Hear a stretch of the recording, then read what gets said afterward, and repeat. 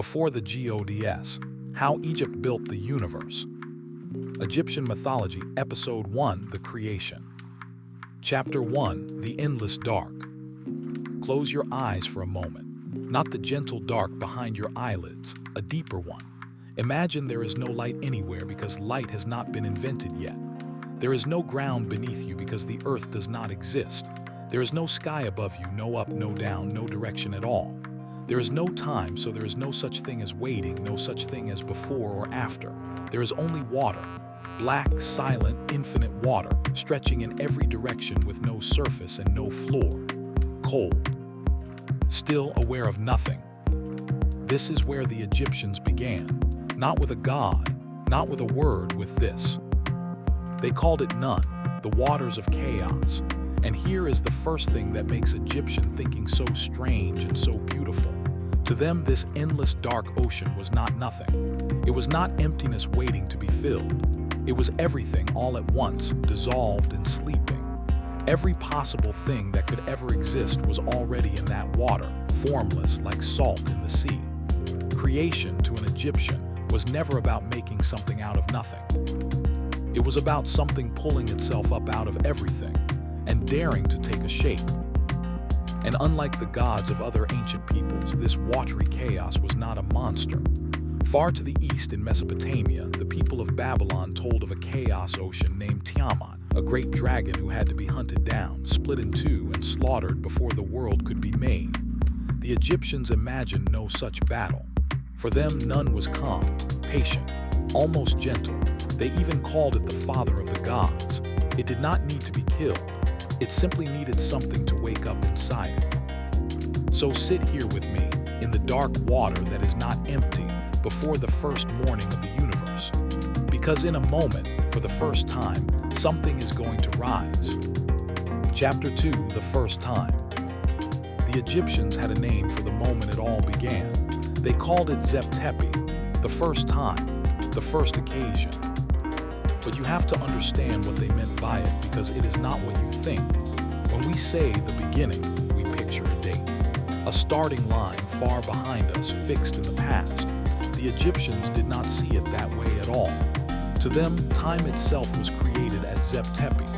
Before the first morning, there was no time to have a date in. And stranger still, they did not believe the first time was over. They believed it was happening, always. That every single sunrise was the same first sunrise, repeating. That every time a new pharaoh was crowned, the universe was being made again, right then, holding back the dark for one more day. For the Egyptians, creation was not a story about the past. It was a fragile, ongoing act, and they believed they were living inside it. To picture how that first rising would look, the Egyptians did not look up at the stars. They looked down at their own river. Every year, the Nile flooded. The whole valley vanished under dark water, exactly like the chaos of none. And every year, as the flood pulled back, the first thing to appear was a mound of black, wet earth, lifting above the water, already crawling with insects and birds and green shoots of life. The Egyptians watched this happen with their own eyes every single year. The first land rising from the water covered in life. They simply asked, what if the very first time at the beginning of everything looked like that? And so in their minds, the first act of creation was a single hill of earth, rising silently out of the endless ocean. They called it the Benben. The word comes from a verb that means to rise, to shine. The first place, the first solid ground in all of existence. And every pyramid the Egyptians would ever build, every obelisk with its gold-tipped point catching the dawn, was a copy of that first hill, a frozen monument to the morning the world began. Now the stage is set. There is a single hill of earth in an infinite dark sea, and on top of it, something is about to wake up. But here is where the story splits, because the Egyptians did not have one answer for what happened next. They had many, and they refused to choose between them. Chapter 3, The God Who Made Himself. The oldest answer comes from a city the Egyptians called Iunu, the city of the pillar, which we know by its Greek name, Heliopolis, the city of the sun. Their answer was carved into the walls of pyramids more than 4,000 years ago, making it some of the oldest religious writing on Earth. On that first hill, they said, a god opened his eyes. His name was Atum, and his name means something close to the complete one, or the all. He was not made by anyone. He made himself. He simply willed himself to be and rose from the water, the first being to ever say, in effect, I am. And then Atum faced a problem that is almost unbearably lonely. He was the only thing that existed, one conscious being standing on one hill in an infinite dark ocean with no one and nothing else in all of reality. If creation was going to continue, it had to come out of him. Literally. There was nothing else for it to come from. What the ancient texts describe next is startlingly physical, and I am going to tell you honestly the way they told it. In the oldest version, Atum creates the next two gods from his own body and fluid alone. In gentler tellings, he sneezes them out. He spits them into being. The Egyptians were not embarrassed by this. To them, it made perfect sense. Life comes from the body. So the first lives came from the first body, the only way they could. And the two beings he brought forth were the first pieces of a structured world. The first was Shu, the god of air, of dry breath, of the empty space that lets things exist apart from one another. The second was Tefnut, goddess of moisture, of damp and rain, air and water, the first separation. The first time the universe had parts instead of just one lonely whole. From Shu and Tefnut came the next pair, and now the world starts to look like a world. They had two children, Geb, the earth, and Nut, the sky. And the Egyptians told a heartbreaking little story about these two. Geb and Nut loved each other so completely that they were locked together in an embrace, the earth and the sky pressed flat against one another with no space between them. And as long as they clung together like that, there was nowhere for anything to live. No gap, no room for air for creatures for us. So their own father, Shu, the god of air, stepped between his children. He placed his hands on Nut, the sky, and he lifted her high above, and he held her there, forever. This is the most famous image in all of Egyptian art, and now you know the feeling behind it. Look for it, and you will see it everywhere. The earth god Geb lying along the ground below. The sky goddess Nut stretched across the top, painted deep blue and scattered with golden stars, her fingertips touching one horizon and her toes touching the other, arched over the world like a great protective canopy. And between them, holding them apart with his bare hands so that life can exist in the gap, their father, the god of air. Every day and every night the Egyptians believed he is still up there, still holding the sky off the earth so that you have room to breathe. Chapter 4, The God Who Spoke. Now you might think that is the creation story of Egypt. But if you traveled to a different city, the priests there would smile and tell you that you had it all wrong. Or rather, not wrong, just incomplete. In the great city of Memphis, the capital of Egypt, the priests served a different god. His name was Ptah, and Ptah was a craftsman, a maker, the patron of sculptors and builders. And the people of Memphis told a version of creation so advanced, so abstract, that it stops modern scholars in their tracks. In their telling, Ptah did not sneeze the world out. He did not need a body at all. Ptah created the universe with his mind and his voice. It worked in two steps, and they are worth slowing down for. First, Ptah thought of a thing. In his heart, which the Egyptians believed was the seat of the mind, not the brain, he imagined a thing into a clear idea. He conceived it. And then second, he spoke its name aloud. And the moment the word left his tongue, the thing existed. He thought of the gods and named them, and they were there. He thought of the cities and named them, and they stood. He thought of every living creature and spoke, and they drew breath. Stop and sit with how early this is. A universe created by an idea, made real through a spoken word. This was carved in Egypt more than 2,500 years ago, and the idea behind it is older still. More than 1,000 years before Greek philosophers would write about the logos, the divine word. More than 1,000 years before a famous line about creation beginning with the the banks of the Nile, priests had already imagined a god who simply thinks and speaks, and therefore the world is. And the people of Memphis made a bold claim with this. They said their god Ptah, the thinking god, the speaking god, had actually created Atum himself. That mind and word came first, and the lonely god on the hill came after. Each city, you see, placed its own god at the very bottom of reality. Chapter 5, The Egg and the Eight. And there was yet another answer, from a third city, and this one is the strangest and most haunting of all. In the city the Egyptians called Khmun, the city of the eight, the priests were not interested in a single creator standing on a hill. They were interested in the chaos itself, in the water before the world, and they asked a sharper question. What was the dark water actually made of? Their answer was 8 gods, 4 pairs, male and female, and each pair was a quality of the void before creation. There was the deep, endless water itself. There was infinity, the boundless space with no edge. There was darkness, total and absolute. And there was the hidden, the unknowable, that which cannot be seen. And the Egyptians pictured these 8 beings in a way that gives me chills every time. The 4 male gods had the heads of frogs. The 4 goddesses had the heads of snakes. Frogs and snakes, the creatures that crawl out of the wet black mud when the flood recedes. The living things that seem to appear from nothing in the slime at the edge of the water. They made the gods of the primeval ooze look exactly like the life that the ooze produces.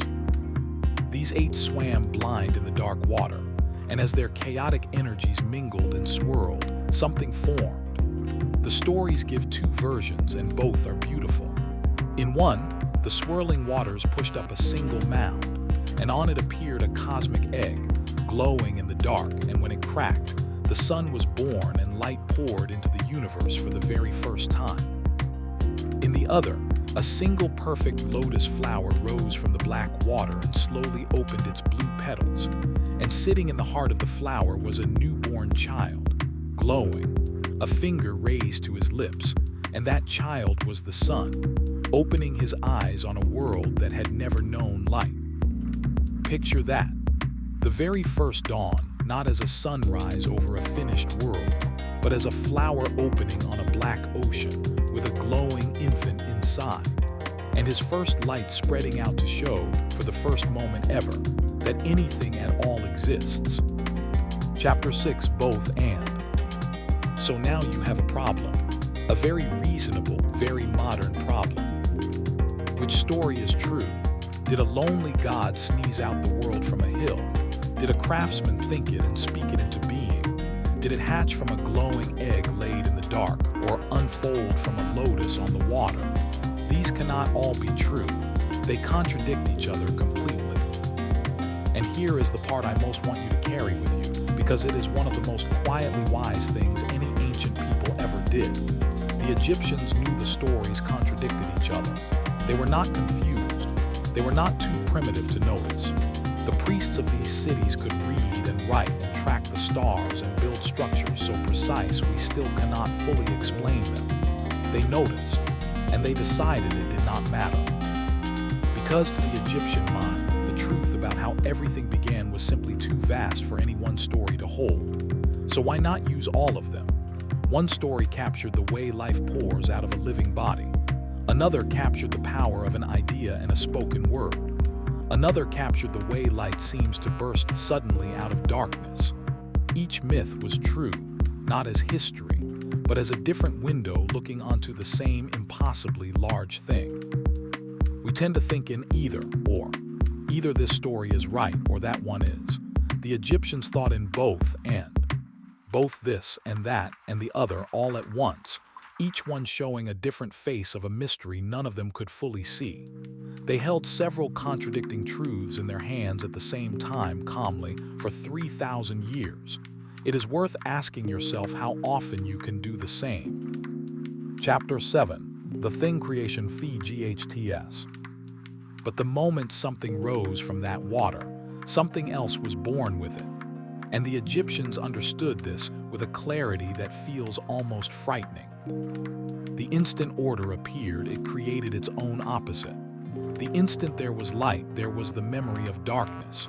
The instant there was form, there was the pull back toward formlessness. The Egyptians had two words for this eternal pair. The order, the truth, the balance that holds the world together, they called maat. And the chaos, the disorder, the falling apart that constantly threatens it, they called Isfet. And here is what made the Egyptians so different from us. We tend to assume the universe is stable. That existence is the default, and it simply continues on its own. The Egyptians believed the exact opposite. They believed that order was the fragile thing, that the natural state of everything was to collapse back into that dark water. That maat, the ordered world, had to be actively held up every single day or it would dissolve. This is why the sun mattered so much to them, far beyond just light and warmth. Every evening when the sun sank into the west, the Egyptians believed it did not simply set, it died. It entered the underworld, the dark waters beneath the world, and there, every single night it had to fight. A great serpent of pure chaos waited in the dark, and the dying sun had to defeat it, hour by hour, to be reborn. And every dawn, when the sun lifted again over the horizon, it was not a guarantee. It was a victory. Order had beaten back chaos for one more day. The world had been recreated one more time. Imagine living with that. Imagine believing that the sunrise was not certain, that it had to be earned every night in a battle in the dark, that your prayers, your rituals, your pharaoh were part of what held the universe together. The Egyptians did not take the morning for granted. To them, every single dawn was the first dawn, fought for and won all over again. Chapter 8, the family that became the story. Let us go back to that first family of gods, the ones who came from Atum on the hill, because the Egyptians arranged the first 9 of them into a kind of divine family tree, and that tree is the foundation of everything else. There was Atum, the creator, then his children, Shu the air and Tefnut the moisture, then their children, Zep the earth and Nut the sky, and then from earth and sky came the final 4, and with them the whole story changes. Because these last 4 gods are not elements. They are not air and water and earth and sky. They are something far more familiar. Their names were Osiris, Isis, Set, and Nephthys. And with them the story of creation stops being about rocks and rivers and starts being about something else entirely. Love, power, jealousy, loyalty, murder. These 4 would go on to fight and love and betray one another in the most important story in all of Egyptian mythology. A murdered king, a grieving wife who works the greatest act of magic ever told, a jealous brother, and a son who must grow up to reclaim a stolen throne. The universe by now is built. The water has been parted. The sky has been lifted off the earth. The sun has won its first battle and risen for the first time. Order stands, fragile and shining over the dark. The stage of the world is finally fully set. And onto that stage are about to walk the gods who are most like us. The ones whose story is not about how the world was made, but about how it broke and what it cost to put it back together. Chapter 9, still the first morning. Before we go, come back with me out of the myth to where you are right now. The ancient Egyptians looked at the same sun you can see. They felt the same darkness fall every night that falls on you. And out of that, they built one of the richest visions of creation any people has ever imagined. A calm black ocean that holds everything. A single hill rising into the light. A lonely god daring to take a shape. A craftsman thinking the world into being with a word. A flower opening on the water with the newborn sun inside. And over all of it, the quiet, stubborn belief that order is precious precisely because it is fragile, and that every morning is a small miracle that has to be won. You woke up today. The sun came up the way it always does, the way you never think about. To an ancient Egyptian, that ordinary morning was the whole story. The water held back for one more day. The dark beaten once more. Creation repeating with you inside it. The world has been made. But the most human chapter is still to come, because the children of the earth and sky are about to discover that even gods can be betrayed.